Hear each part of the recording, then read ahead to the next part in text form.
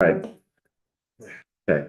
We all can see it. Um, so I'm just going to give you, again, just the quick overview. I'm joined by Caitlin Corkins here today, who administers the tax credit program. A little bit about, our team. I say this a lot, and it's true. I'm not just, blowing sunshine, but I have one of the best jobs in state government. It's one of the best jobs because I work with an amazingly talented group of people who really care. They've got deep relationships within state government and know how to get things done.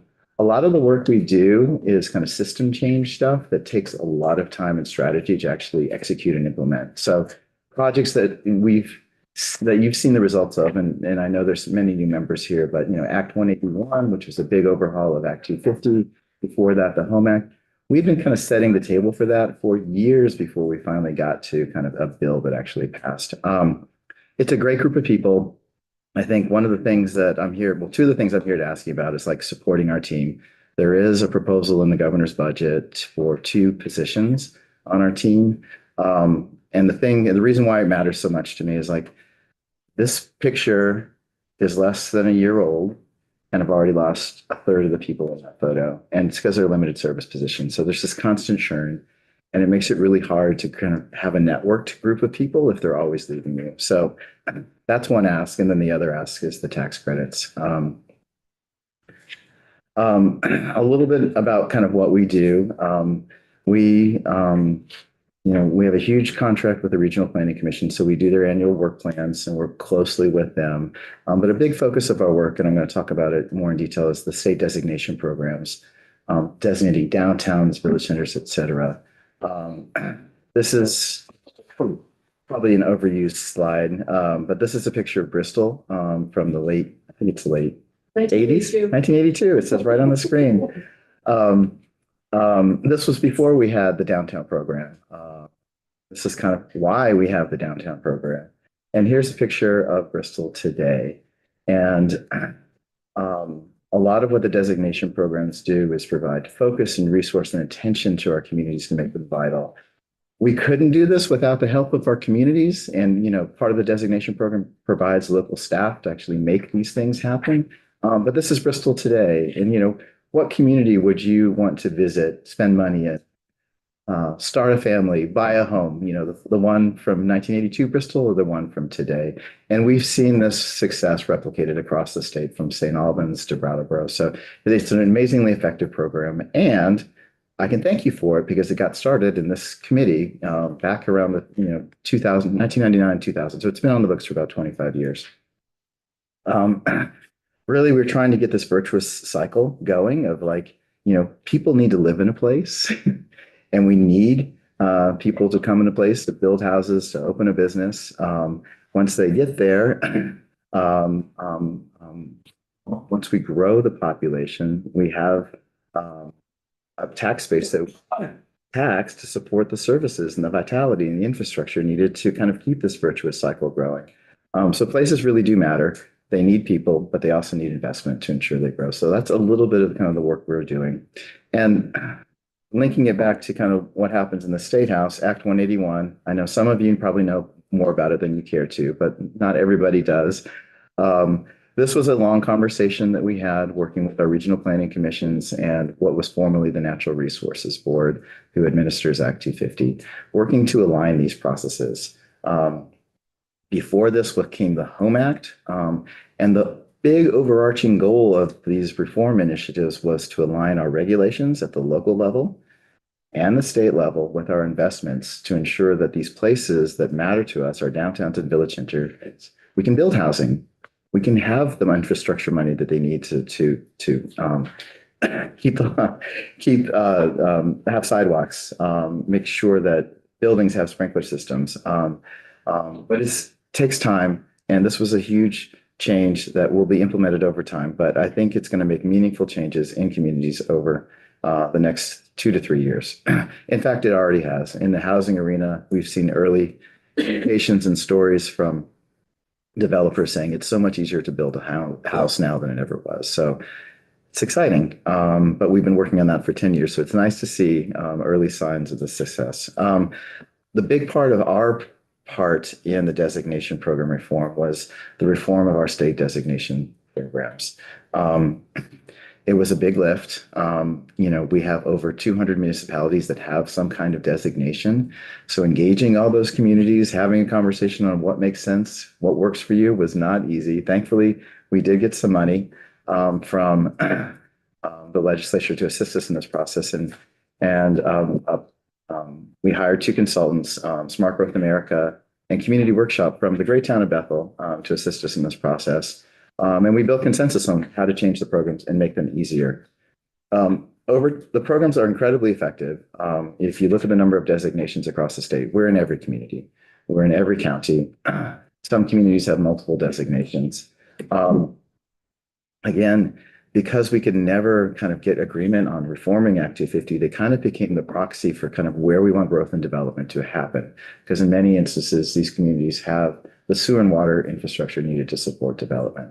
Act 181 changed that. We are now, I'll tell you more about, we're getting out of the business of designating and drawing lines around communities. And we're very excited about that because it's actually going to give us the time to do kind of more valuable kind of on the ground work in communities.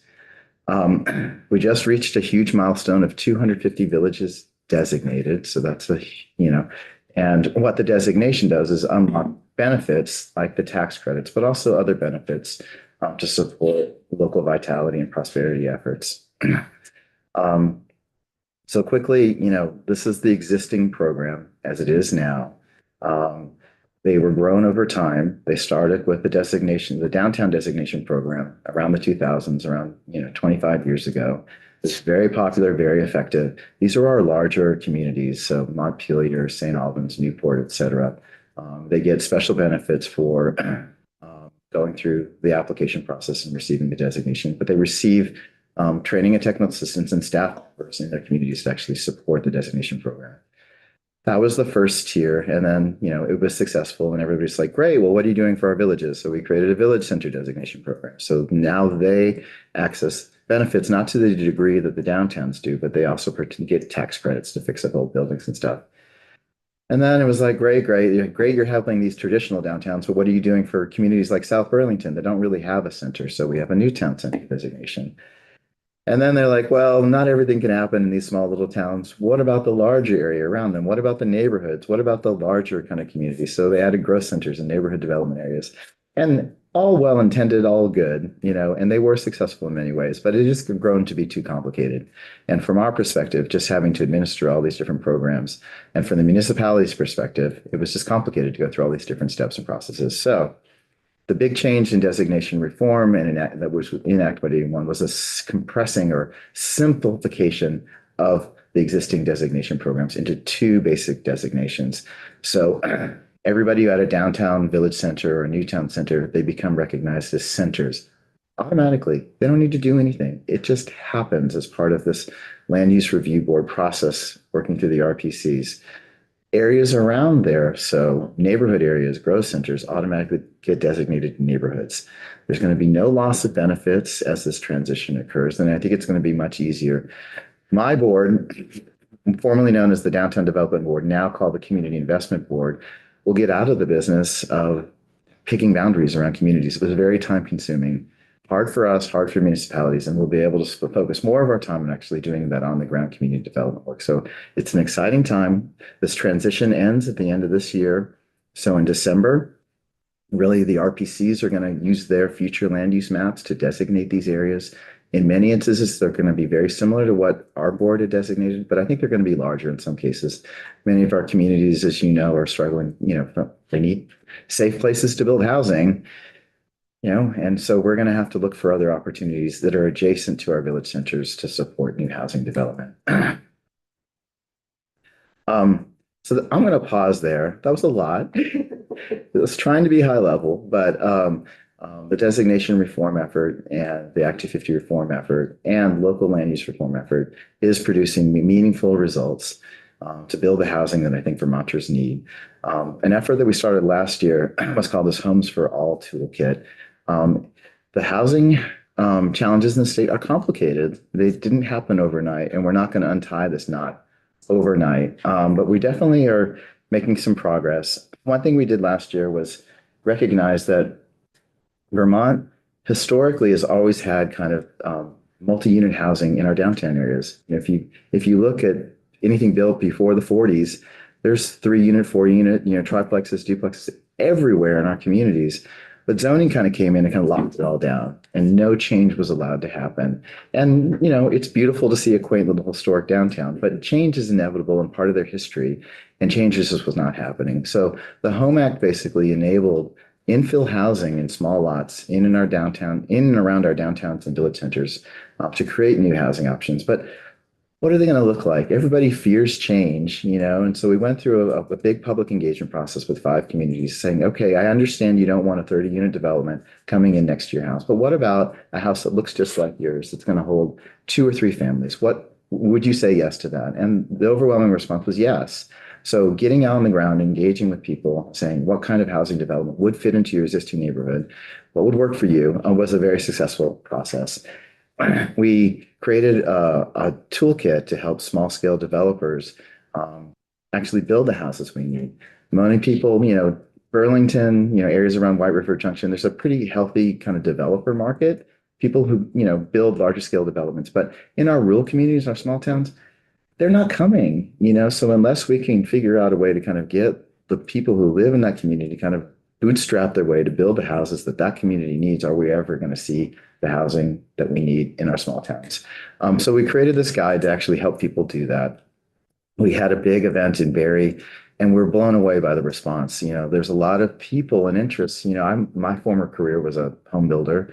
There's a lot of people with these talents and skills, but just connecting them to the resources to actually help them actually, rather than just be a hobby woodworker on the weekend, actually figure out how to actually build and develop a building in their backyard or in a vacant lot, in a downtown area is a gap that we hope to fill. So as you guys know, in this committee, workforce is a big challenge. Where is that next generation of builders coming from? They're aging out. We need more of them if we're ever going to build the houses we need. So we just released an RFP to provide a cohort training for all these kind of nascent people with, maybe you're a plumber and you don't really know how the whole development cycle works, or maybe maybe you're somebody like me who would love to retire, maybe build some houses, but don't have the complete picture of like how to actually, take a site, get it through the permitting process, and build the building. So we're doing an innovative training program all across the state. We're going to be out in communities, kind of trying to identify this kind of people who have interest, help them through this process, give them kind of hands-on training based on this workbook that we created, and set them loose in communities using programs like VHIP and other incentives to actually build the houses that we need. The third final phase of this project is actually going through a broader engagement process. I don't know if anybody knows history, but back in the 20s, you could buy a house from Sears. It would come in a rail car and you'd build it. It was already ready to go. All the pieces, everything you need was there. Montgomery Wards did the same thing. So we're hoping to do the same thing, but on a broader level, engaging with 5 or 6 communities, but coming with like pre-developed plans that are ready to build, that the communities supported, saying, yes, this is the type of home that we want built in our community. Pre-permitted, so you get an administrative permit, it's ready to go. If you build in this scale of kind of under 4 units, it's not subject to a lot of the fire safety provisions that really drive up costs. You don't need an elevator, you don't need a sprinkler system.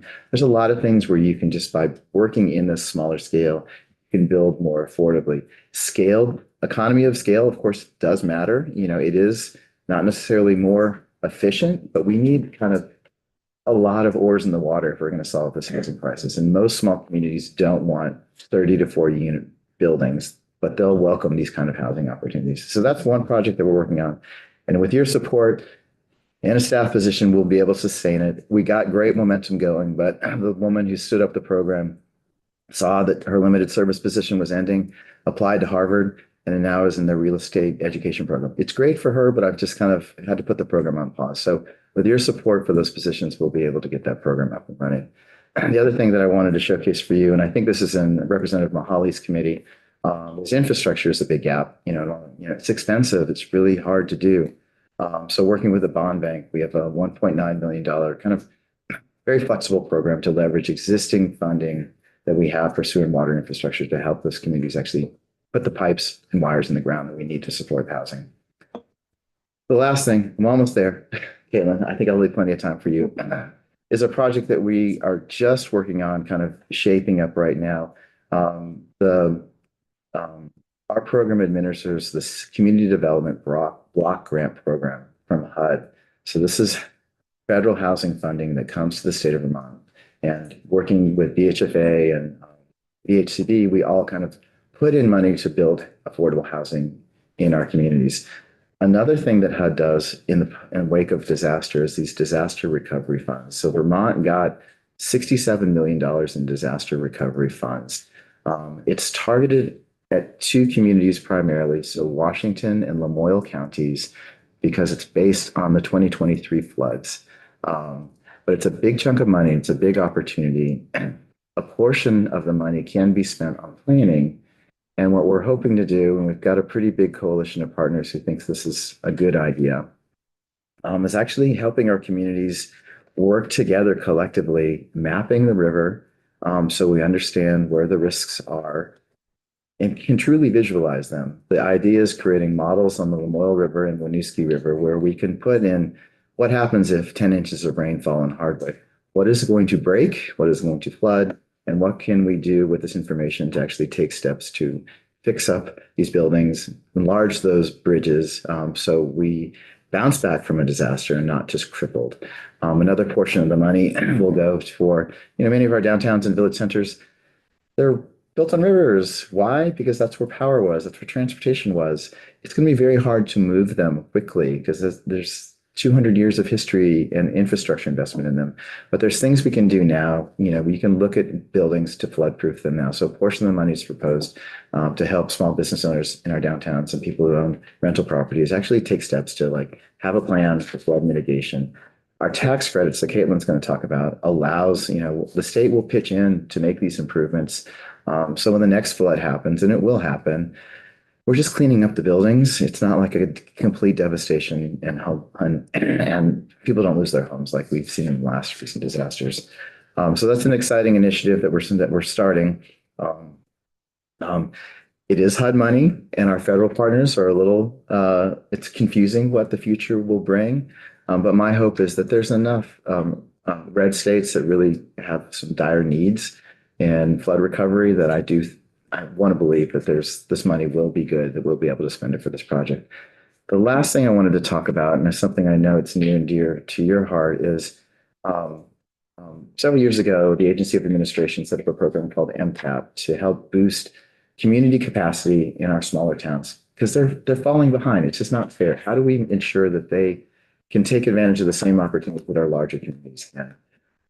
The real pinch point, in my opinion, is staff capacity. Municipalities, my town, Calais, we had a 6-year conversation before we had hired a town manager.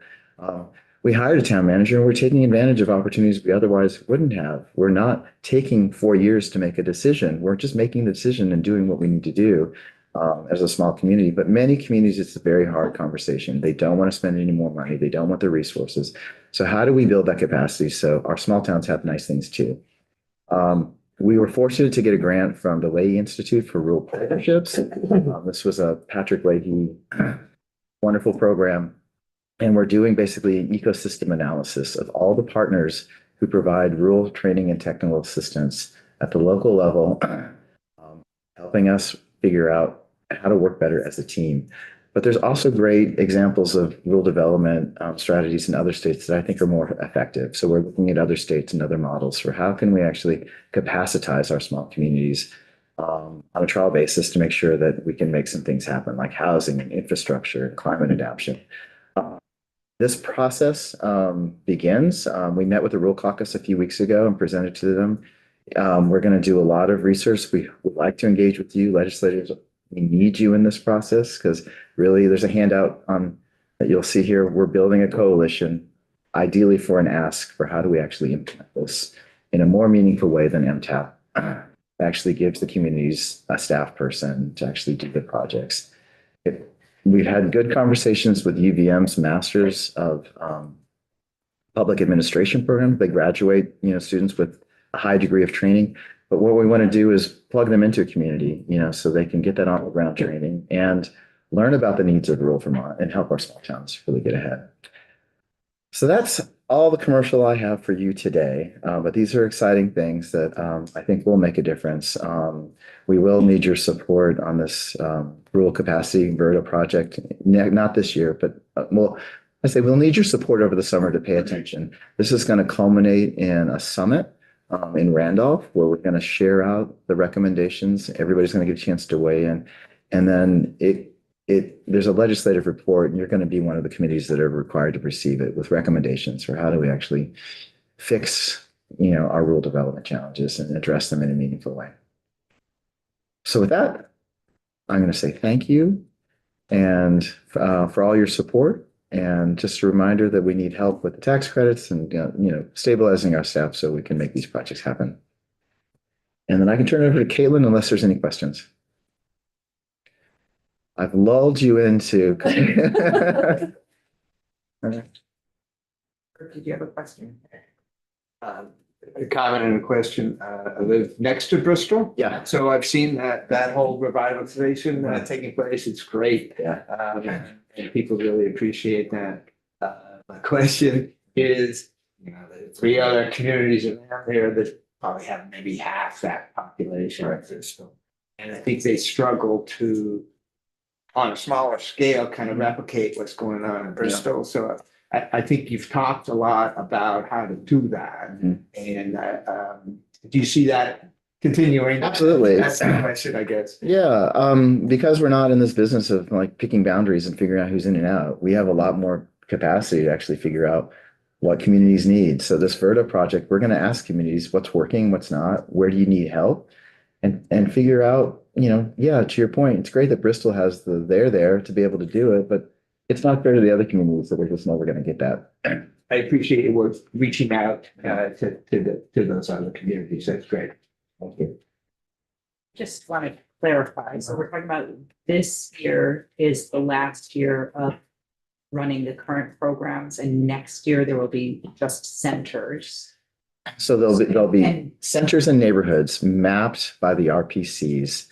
The RPCs were already mapping these areas, and we were mapping these areas. And I'm like, this is stupid. Why don't we just rely on your maps? They're going to be improved by this new land use review board, so the successor to the Natural Resources Board. Again, they're going to be largely recognizing the areas that we have designated, but I do think they're going to be larger in instances. And that process will be automatic. As RPCs develop the maps, the Land Use Review Board will approve them, and the designation benefits will flow to them. So towns don't need to do anything, but it is a change, but it's a change, I think, for the better. I'm trying to get my head around the timing. So we're looking at fiscal year starting July 1. We're looking at the centers starting End of that year. So January 1, Yep. 26. Yep. So there's a half a year. Yep. Okay, okay. I just want to make sure that I'm hearing what I thought I was. and RPCs are working hard to, they understand this is a tight deadline, and they're getting these applications in. There's going to, again, it'll be different, but it's just different people reviewing these boundaries, same benefits. And we're talking about funding a full year program that's going to sort of end in half of a year. No, I'm not asking for funding for What we're going to talk about next with the tax. the tax credits. So a reason, while we have 250 villages designated, there's going to be some new villages that are going to be recognized in this mapping process, and they're going to get these benefits because they exist. That's good, but it's going to create more demand on the program. So we'll, instead of 250 villages, we may have 300 villages designated. So they're going to be eligible for tax credits.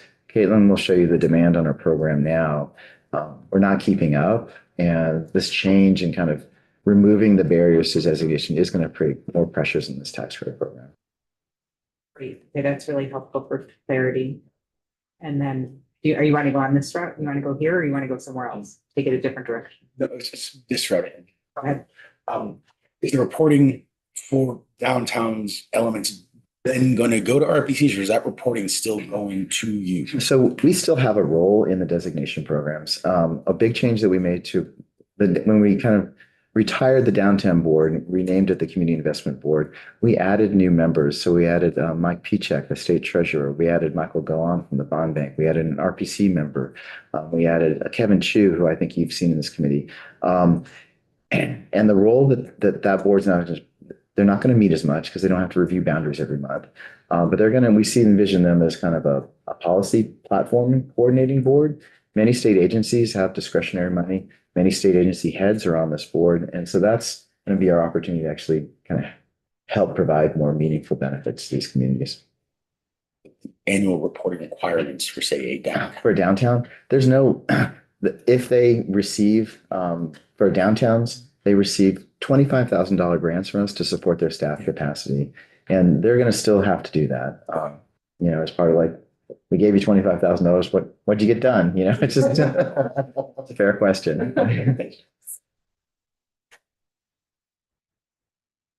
I just was gonna, you mentioned MTAP Mhm. and BERTA. Yeah. So BERTA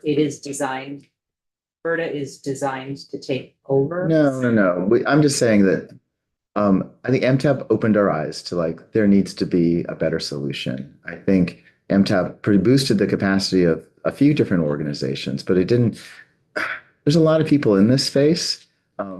And the example I would say is like VCRD, they do those community visits, which are great. They help the community understand and prioritize what they want, but there's nobody kind of lined up on the next step to kind of like give them a staff person to actually implement the projects, or agencies to kind of meet them where they're at, to come to the community and actually say, okay, these are the things you want. Here are the programs that, we'll be able to help you with. It's just integrating that ecosystem, I think, in a more meaningful way is the goal. We don't want to pick on anybody, but we just want to look at other models from other states and just explore if there's a better, more efficient way to meet community needs. MTAP will exist. Pat Moulton, who's with the AOA, is a member of our steering committee. It could be a potential resource, to leverage, and work in a more effective way. But I don't want to get ahead of the process and kind of listening to what communities have to say and identifying what their needs are and us finding what the solutions may be. And you're not asking for funding because you have funding for that program. Yeah, the Leahy Institute gave us a $250,000 grant to kind of support that process and conversation. So there will be a lot of surveys going out. There will be a lot of focus group meetings. Anybody who wants to attend, the meeting in Randolph, we'll pay for their mileage. We'll get them there. We need to hear from people.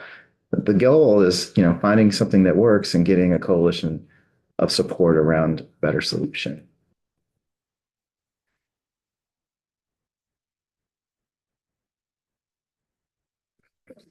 Well, really appreciate your time and support. You guys have been historically like our go-to committee and have been huge partners in the downtown program, its evolution, and especially the tax credit program. And with that, I will turn this over to the real star of the show, Caitlin Corkins. Thank you.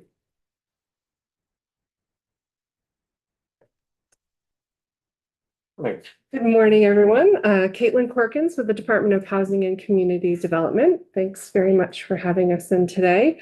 I am going to give sort of a 101 of the Downtown and Village Center Tax Credit Program. And feel free at any point to jump in if you have questions. So Chris sort of laid the groundwork. This program is a benefit of the state designation program. And the goal of that program is to support local revitalization efforts with dedicated staff and funding. The program was created in 1998 and currently awards $3 million annually. To qualify for the program as it currently stands, a building must be located in a designated downtown or village center. With Act 181 reforms that will be transitioning into these new centers once they are mapped. But for the time being, we're still operating under the existing older framework. So what is a tax credit? I guess I should start there because I often forget this piece and then people are like, wait a minute, I don't even understand what a tax credit is. So this program offers state income tax credits that offset taxes otherwise be paid to the state of Vermont to incentivize building improvements in these designated downtowns and village centers. So rather than paying that income tax credit, you get that money back in your pocket to support your building projects. The credits are a percentage based on how much you're investing. And we have different types of credits that we award through the program that are sort of tailored to different types and scales of projects. So I'm going to go through the different types of credits that we currently offer through the program. And like I said, these some of them work for some projects, some for others. The goal of the program has always been to try and capture as many different types of projects and meet needs that we're seeing in communities. So the first credit is our historic credit. To qualify for this specific credit through the program, a building needs to be historic, which means it needs to be listed in the National Register of Historic Places. Additionally, the project needs to also be accessing the federal Rehabilitation and Investment Tax Credit Program, which is sort of a companion, similar goal as the state program, but at the federal level. So to qualify for this tier of credits to the state program, you first apply to the federal program. Once you have an approved application for the federal program, you can add on this additional state tax credit. It's a 10% credit based on how much you invest in the project. And it covers any work you're doing on the building, exterior work, interior work, including things like upgrading systems. So it's not a very big percentage, but it covers the entirety of the project. And when combined with the federal program, which offers a 20% federal income tax credit, it can be a pretty substantial amount of money to support a project. Yeah. These tax credits are also refundable tax credits. They're not refundable, no, but the state credits can be sold and monetized. Yes, I will tackle about that in just a minute. Yeah, that's a really good point. Love them to be fun. But yes, there is a way to monetize the state credits, and I will touch on that in a bit. So for projects that don't qualify for the federal program, say it's an older building, but it's not historic, or they're just not interested in accessing the federal program, which obviously has more paperwork and strings attached with it, you can still use these other types of credits through the program. The first of these is the facade credit. So this is specifically for exterior work on buildings within these designated areas. It's a 25% credit, so higher percentage, but only covering that work on the exterior of the building. The code credits are definitely the most popular credits that we offer through the program, most frequently accessed. And this is all about bringing our buildings up to current building codes. We have an excellent relationship with the Division of Fire and Safety. They're obviously inspecting buildings to make sure that they're code compliant. And so basically anything that the Division of Fire and Safety has identified as you must do X in order to bring this building up to code, that is something that this credit can cover. We see this often when a property is transferred, a new owner, it would trigger having to bring the building up to code, or if a business leaves and a new tenant is coming into the building, that might also trigger having to bring things up to code. And so those can be costly investments and can frankly be a barrier sometimes to redevelopment of a property, which is why we see things sit vacant for years and years. So this credit was intended to help offset some of those costs. It is a 50% credit, so pretty substantial. There are specific credits available through this code credit for the really big ticket items, things like elevators and sprinkler systems that are obviously a major investment that you're having to make all at once. But it also covers smaller scale projects, just like updating your electrical panel or putting in an accessible restroom into a building. So the scale of this can vary pretty widely. I think Chris touched on this as well. This is our newest credit that we offer through the program, which is our flood mitigation credit added in FY23. The timing of adding this credit actually ended up being quite fortuitous, unfortunately, in that we added it to the program right before the July 2023 flooding. This credit was intended to incentivize building owners to make improvements to sort of mitigate against flood hazards. So things like reinforcing their foundation, moving mechanicals out of basements and out of flood-prone areas so that when a flood happens, it's easier to bring that building back online. You're not knocking out all of the mechanical systems for the building. You're just sort of cleaning out the basement and then you're back open for business. What we have seen over the last couple of years is that additionally, we've been using this credit to help folks that were impacted by flooding, both in the summer of 2023 and 2024, to fix up their buildings after they had been flooded and build back better. So if they were flooded and they're having to replace their mechanicals, moving them out of those flood prone areas so that the next time that it happens, they're not in such bad shape.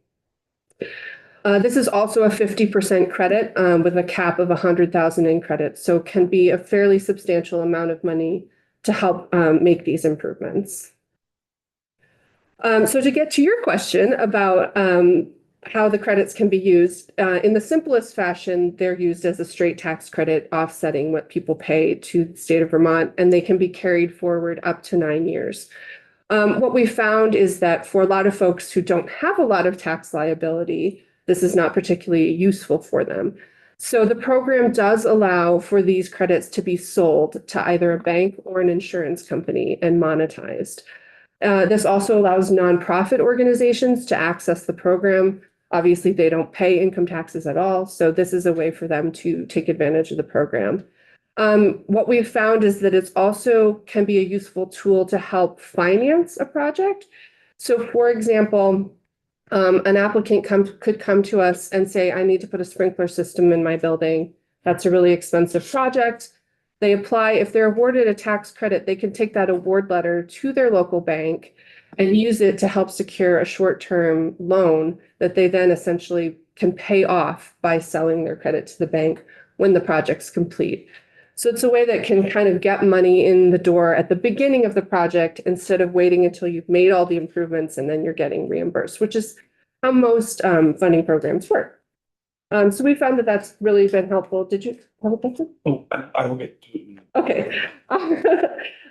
We found that it's been really helpful for smaller scale projects, people that, like I said, don't have a lot of tax liability, as a way for them to actually take advantage of this program and get their projects done. So the legislative asks this year, currently, as I mentioned, we're funded at $3 million annually. The governor's budget has proposed an increase to $5 million annually. We're really excited about this because there's definitely a need. And this next two slides that I have in my slide deck here shows sort of the demand. The first one here, I know this is probably very small for all of you. You could go full screen on that? I didn't. Well, I'm not sure how much that would even help, Okay. but what I can sort of describe to you. What we're looking at is that the blue bars are the amount that has been requested over the last 10 years. And then the red bars are the cap that we've had available for the program. So you can see over the past 10 years, we've been oversubscribed every single year. And it's not getting better, even as we've had some increases in the cap over the years. And then this is a similar thing. This is just showing the number of applications that we've been able to fund versus those that we've that we've received. So in red are the applications we've received, and then in green are the applications that we've been able to fund. So again, just showing that we are oversubscribed. We have, over the past 5 years, been over 5 million in asks annually. We had a slight dip during COVID, but I think everything was kind of weird during COVID. So we definitely see that the increase in the program has just been increasing. And as Chris mentioned, with the changes to the designation program and more communities being designated by right, we do anticipate that demand will continue to increase. So I just wanted to finish with a few examples of recently funded projects to give you guys all sort of the flavor of what the program has accomplished. As I mentioned, I think at the beginning, this program really funds a very wide range of projects from really large scale projects to really small projects. So this first one is an example of a large scale project that we funded down in Brattleboro. This historic warehouse also took advantage of the federal tax credit program. So you're seeing on there the numbers for both the federal and state programs combined. On this $10 million project, they received a little over $2 million in federal and state tax credits. And this project brought 15 housing units online. This building had been vacant for decades before this project got underway. And there is also some ground floor commercial and co-working space. So really successful project. This is an example of sort of a mid-scale type of project that we fund. A lot of people in the kingdom know Kaplan's store. This was a beloved community business that sadly went out of business. And so you have a downtown commercial building that was sitting vacant. The state program helped support code and facade improvements on this building to allow an express care health center to move into the building, as well as a second commercial space. So combined, over $60,000 in state tax credits to support this project. Question, if I may. Yeah. I was curious to know if you could stack credits, and this tells me that you can apply. It is one cap apply to both, or does each cap apply separately depending on what they're applying? Yeah, each category has its own cap. Right. So you can apply to the max in In multiple either category. categories. Yep. Yep. So on that, if we could take a step back then, a couple slides ago, we're looking at the difference between the project oversubscription and dollar oversubscription. Mhm. One interesting thing that caught my eye was the most recent year we had 4.2 cap, 7.7 requested, but just that 4.2 went to 13 projects. Yeah. Previous year was 31 projects. Yeah. So can you explain a little bit about what the change that we're seeing there? Are some projects just doing a good job at bringing in several different kinds? Mhm. Like what are we seeing there? Yeah, I think that's a really good snapshot of the variety of projects that we see. From year to year, it can vary pretty widely. This last year, which was extremely competitive, we had some very large projects that scored highly in our scoring matrix. And so they ate up a lot of the funding, just a few projects. The year before, we didn't have those really large projects. And so luckily, we were able to fund a larger number of smaller projects. When projects aren't selected because of the competitive nature of it, do you see them, do those initiatives kind of come to pause? Do people apply the next year? Do you see people knocking on the door several years in a row? Yeah, we definitely have folks that come back if they're not successful because, without this funding, they can't move forward. There are times that people may find other sources and move forward without reapplying, but a lot of folks definitely do reapply. We do have repeat applicants, although if you receive a credit, you have to take a year off before you can apply again. So we've seen folks that are doing things in a more phased approach that might do that, come to us more than once. Yeah. So this last example that I just wanted to share with you, just because this is that sort of small scale project, right? So this is the Gray Building in Northfield. It's owned by a nonprofit organization, and they lease space in this building that was a former school out to several different entities for various offices and businesses and things like that. There was a childcare center that wanted to move into some vacant space in the building. And in order to do that, they had to make some code improvements to that space specifically. So this is not a huge project. I mean, it's less than $25,000, but it was absolutely critical to getting these code improvements made. This nonprofit organization could not have footed the whole bill on their own. But by accessing the tax credit program, they made these improvements and were able to bring this childcare center into the building, which is right in downtown Northfield. So I think that's all my slides, but I'm happy to take additional questions you might have. Yeah. One question and we have to move on. Are these programs available to homeowners? No, it is not available to private homeowners. However, rental housing is eligible. So it could be a duplex and you're renting it to two different families. You could apply, but your personal residence would not be eligible. Yep. Caitlin, thank you. Chris, thank you. Thank you so much. We appreciate it.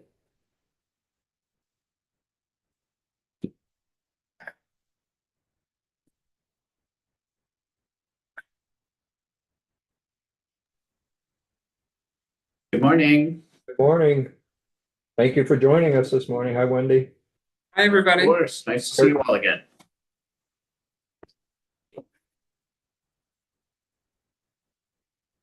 I think we just want to chat a little bit about what's what's in the budget as far as UVM's concerned. A little bit talking with Wendy. There's an ask for $1 million for the tech hub, and that's not in the budget.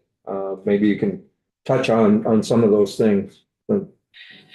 Yeah, we're happy to do that. So let me start out by saying, for the record, I'm Wendy Koenig. I'm the Executive Director of Government Relations at the university. And so in the governor's budget recommend, UVM has received a 3% increase for our general fund appropriation.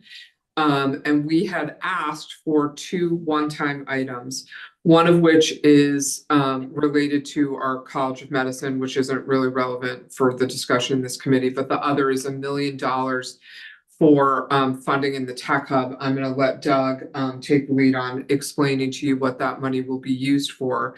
But in my conversation with the governor's staff, they let me know that they did not include the $1 million ask on the Tech Hub, not because they didn't think it was meritorious, but because they were putting in fewer one-time asks than usual, given the situation with taxes, et cetera, et cetera. So we are still hoping to get some funding for the Tech Hub project, and I'm going to turn it over to Doug to let you know what that money would be used for and why it's relevant. Thanks, everybody, for allowing us to talk. I'm Doug Merrill. I'm the Regional Innovation Officer for the Vermont Gallium Nitride Tech Hub. As hopefully you heard, we were thrilled in January that we received a notification of a $23.5 million award from the Economic Development Administration. That's great news. However, that was 23.5 of $37 million that we had requested back in 2024. Some of the elements were fully funded, but some were not. And so the federal funds cover all of our workforce development program, which we're thrilled about, and Maureen Hebert is leading that at UVM's PACE Institute. It covers all of our computing project, which will be running out of the Vermont Advanced Computing Center. It does not cover any of the prototyping project, which is hosted by Global Foundries. It covered portions of our test and characterization center. Those are the major elements of our hub. We've been fortunate that I've been able to partner with the Northeast Microelectronics Coalition in Massachusetts, and they're providing $3.5 million for the test and characterization lab. So that will get up and running. And Global Foundries is committed to trying to make the prototyping center work as well. And we really need to ensure that we have all three of these technical elements: the software design center, the prototyping center, and the testing center, so that small companies can design their devices, get them built, and test them. What we're asking for from the state is $1 million to go toward Vermont-based companies that would like to go through this process and use those funds to pay for their prototyping activities at Global Foundries. It's an expensive process. Global Foundries has committed to providing a portion of that, but this is going to buy down the cost to make these prototype projects accessible for Vermont companies. Our partner organization, NEMC in Massachusetts, is approaching the state of Massachusetts for a similar ask to help buy down the cost for Massachusetts-based companies to do the same. So these funds will not go directly to Global Foundries. They will go towards local companies to help them pay for the prototyping step of their development process. We've got companies like Resonant Link, Chroma Technologies, Rugged Micropower, Beta, Remount Semiconductor, and even some national companies that have local offices here, like Analog Devices, would be companies that would qualify for this. The work would be done in Vermont by Vermont employees. That would be the primary qualification. I'll stop there and pause for any questions on how this might work or who they'd be for. Can I jump in with Please do. one more thing? Sorry, folks. Let me put one more piece of context in there. So I'm Kirk Dombrowski. I'm the Vice President for Research and Economic Development. And Doug didn't mention it, but the whole point of the Tech Hub proposal when we put it in and the award and the way it's designed is to really try and create an ecosystem for early stage small companies that want to be in the semiconductor design space, succeeding in this new area of high frequency, high power devices. They're very relevant to next generation phones. They're very relevant to electric vehicles and electric aircraft. And our goal has been to say, this is the best place, not just in New England or even in the United States, but the best place in the world to start a design company if you want to be designing for these future technologies. And the way we're trying to incentivize that is that we've gotten this funding to build the infrastructure, that the three pieces that Doug was talking about, to build the workforce around that, but also to make it so that small companies can be competitive right away by having discounted access to all of these facilities. And so ordinarily for a small company to buy the design software it takes to design a semiconductor, that software costs about $400,000 a year. And our program is going to allow them to be able to get access to that software for about $5,000. I mean, literally, we're trying to incentivize this by giving folks for the next 5 years, and as long as we can afford it, 95% discounts on all of the necessary elements. And we can do that in the design space. We can do that in the test and characterization space. We can supplement it with workforce development.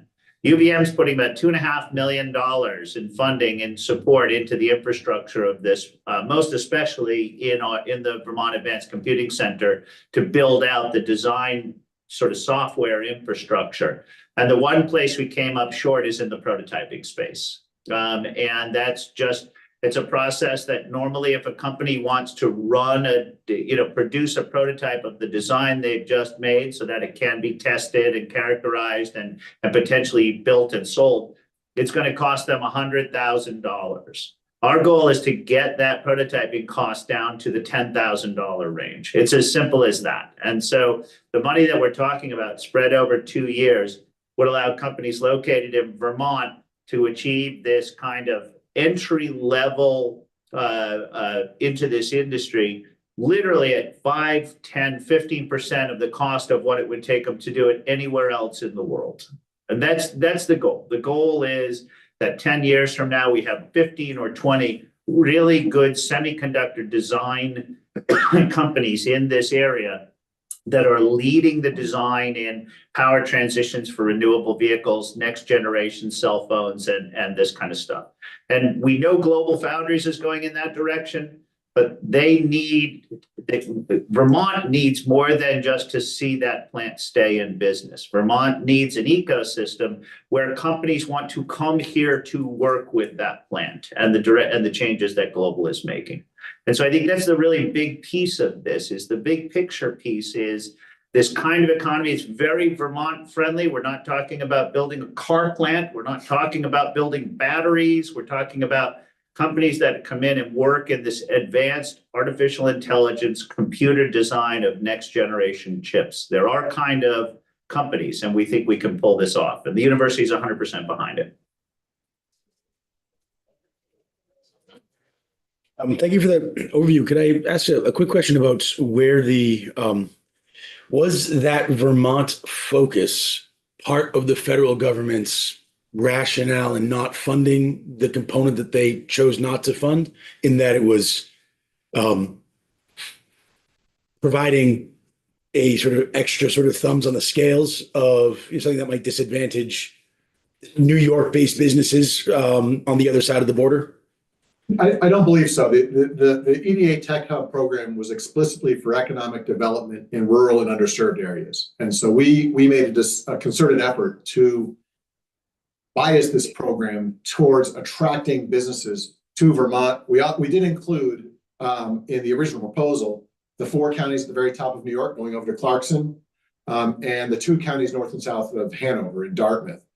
We excluded Albany, the Nashua area, the Boston area, because they're not considered rural and underserved. And we were concerned that the federal government would not want their funds going to those areas which have alternate funding sources. So I don't believe that was a part of their reason to not fund the Global Foundries prototyping portion.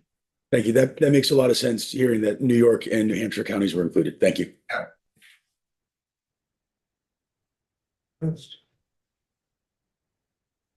Just for clarification, it's $1 million that will cover 2 years of programming? Yep, correct. Yes. Thank you. And I want to clarify that while the original Tech Hub application covered those extra 6 counties in 2 other states, we're not suggesting that these funds would cover those counties as well. That these are just for Vermont-based corporations, or Vermont-based offices.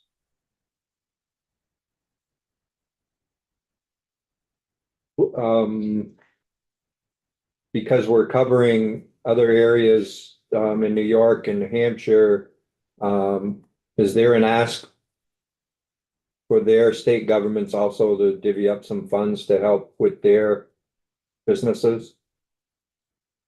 We haven't asked that yet, but that's probably something we will do. As I said, we've been working with Massachusetts to cover their businesses. And not to dive too deep into how this Tech Hub evolved, but when NEMC volunteered to fund our characterization lab, we realized we would have to allow access to their members as well. And their members are all of New England and New York. And so we've expanded our definition of membership, but there still will be preferential pricing for Vermont companies. And so it will be cheap if you're a company in Massachusetts to participate, but not quite as cheap as if you're a Vermont company. And that's the whole goal here, is to bring companies. We want them to come into our region, but specifically we like them coming to Vermont. And again, these funds that we're asking you for are exclusively for Vermont companies. And we make no apologies by saying we're going to welcome everybody. We're going to make it very attractive for people in New England, but we really want you to be in Vermont. That's the goal of this. So the fact that these funds are restricted is just one more reason that a company in Rhode Island may say, great, can I get that prototyping funding? The answer is, well, if you move your design activities to Vermont, you could, but right now you cannot.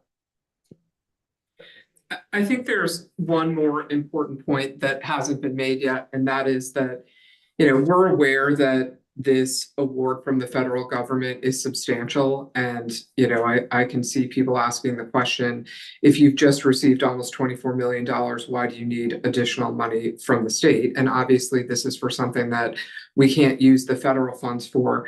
But the other thing is, as we move forward with the Tech Hub and we go back to the federal government in the future to try to seek additional funding, it helps us when there's state investment. When they can see that the state is investing in this process, it's another incentive for them to continue the program and continue our funding. So it's important for that reason as well. Thanks for that, Wendy. That was going to be my next question. Yeah, the intent of the Tech Hub program is this is a 5-year program, and there'll be additional rounds that will then allow us to help fund some of these projects. And I can tell you, we certainly received, one of the reasons we were selected in January, even though we weren't selected last July, was because we didn't stop and say, okay, we're going to wait until they come fund us. We continued to work with NEMC and look at other funding opportunities. And the Economic Development Administration realized, okay, we've got support from this community to make this happen. And the more support they see, the more comfortable they are putting their money in. Yeah. And in terms of statewide access too, this isn't just purely a Burlington thing. I mean, we have the VACC has relationships. This design work could be done out of Black River. It could be done out of right across the board. Monique, your Space on Main, right, has access to these kinds of things by being in the region. And so the access point for design to these facilities and so on is from anywhere in the state, especially the design software piece. People will be able to access, everyone will be accessing it remotely, and we know where they're accessing it from. And so where our plan has been through working with the Leahy Institute and others to try and think of the Tech Hub project as a statewide builder of this kind of design capacity.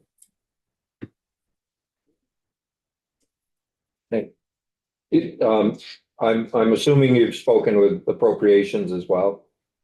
Yes, we have. And they're aware. Okay. Other questions? Great, thank you for taking the time to join us this morning, and that gives us the information we need in order to help put our letter together. So thank you. Thank you very much. Thank you. Anytime. Good to see you. Good to see you too. Thank you. Okay, why don't we take 10 and come back at 10 after 11? We'll have committee discussion on all the budgeting things. And Rick's gonna be in at 1 to help us start writing that letter. I don't see us being able to do it in an hour. So when we come back from the floor, we're gonna hear from Megan Sullivan, from Vermont Chamber on the Beta bill, which is now 398, H 398. And then we'll be hearing at 2 o'clock. We'll be hearing from Cameron and see how far we can get in the bill. And then we'll hear from Megan. And then right after that, we'll try to finish up our letter to appropriation. So we could wind up going after 4 o'clock.